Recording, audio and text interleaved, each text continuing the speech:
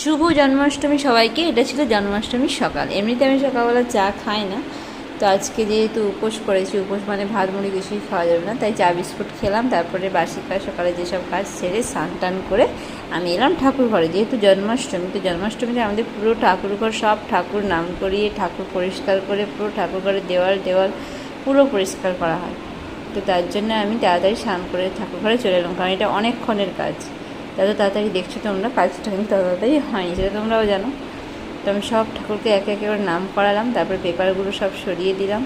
তারপরে দেখো কেমন নোংরাটা। আর এই যে ঠাকুরগুলো এখন রেখেছি দেখো এখানে নাম করিয়ে।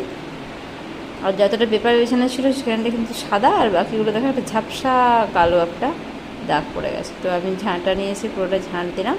এটা কিন্তু অন্য কোথাও ঝাঁট দেওয়া হয় না, এটা ঠাকুর ঘরে ঝাঁট দেওয়ারই ঝাঁটা। তো এটা প্রথমে ঝাঁট দিয়ে পুরোটা পরিষ্কার করে নিলাম। আর যেহেতু কালার করা হয়েছে আর পুট্টি করা হয়েছে, আগে আমাদের ঠাকুরঘরটা পুট্টিও ছিল না, কালারও ছিল না, প্লেন ছিল। তো তার জন্য যত কালার সব পড়েছে নিচে, সেগুলো দাগ হয়ে রয়েছে। তো আরও ওই জন্য অসুবিধা হচ্ছে, ওগুলোকে তুলতে আস্তে আস্তে করে তুলে আমি পুরো পরিষ্কার করছি। তো প্রথমে যেগুলোতে ঠাকুর থাকে ওগুলো একটু স্কচ ব্রাইট দিয়ে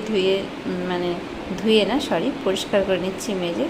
তারপরে দেখো এই যে বিটটা, যেখান থেকে টাইলস বসানো হয়েছে, ওই বিটটা আগে পরিষ্কার করলাম, কারণ ওটার একটা নোংরা জমে থাকে। হালকা হালকা নোংরা হয়েছে, তেমন কিছু নোংরা হয়নি, তাও পরিষ্কার করে নিলাম।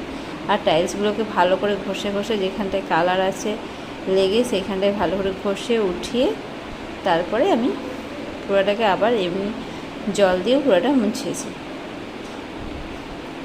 তো এগুলো কিন্তু করতে অনেকক্ষণ লেগেছে। তো আমাদের বছরে দুবার এভাবে ঠাকুরঘর পরিষ্কার হয়, একবার এই সময় জন্মাষ্টমীর সময়, আর একবার হচ্ছে ওই প্রথম যে লক্ষ্মী সংক্রান্তি হয় অঘ্রাণ মাসে, ওই সময়। দেখো কেমন কালার, দেখো মেঝেতে পড়ে আছে। এই ব্লু কালারটাই করা হয়েছে ওপরে, আর ওগুলো পড়ে রয়েছে চারদিকে একদম। তো ওগুলোকে একদম আস্তে আস্তে করে উঠিয়ে ঘষে তোলার জন্য অনেকটাই দেরি হলো।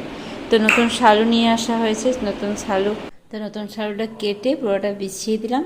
আর তারপরে ঠাকুর পরিষ্কার করতে আরম্ভ করলাম।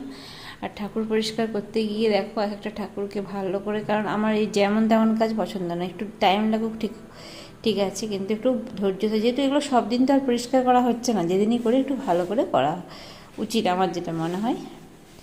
যে কাজটা করবো একটু ভালোভাবেই করবো। তো আস্তে আস্তে করে সবগুলোকে পরিষ্কার করলাম।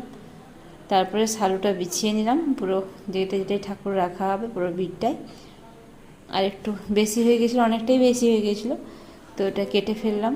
আরও আছে শালু, সেগুলো তোমাদেরকে দেখাচ্ছি না, কিন্তু অনেকটাই, মানে আমি বুঝতে পারিনি ঠিক কতটা শালু লাগে। আমি 3 মিটার শালু বলে দিয়েছিলাম, কিন্তু এটা 3 মিটার শালু লাগেনি, 1 মিটার, মানে কতটা অনেকটা যে বুঝতে আমি পারি।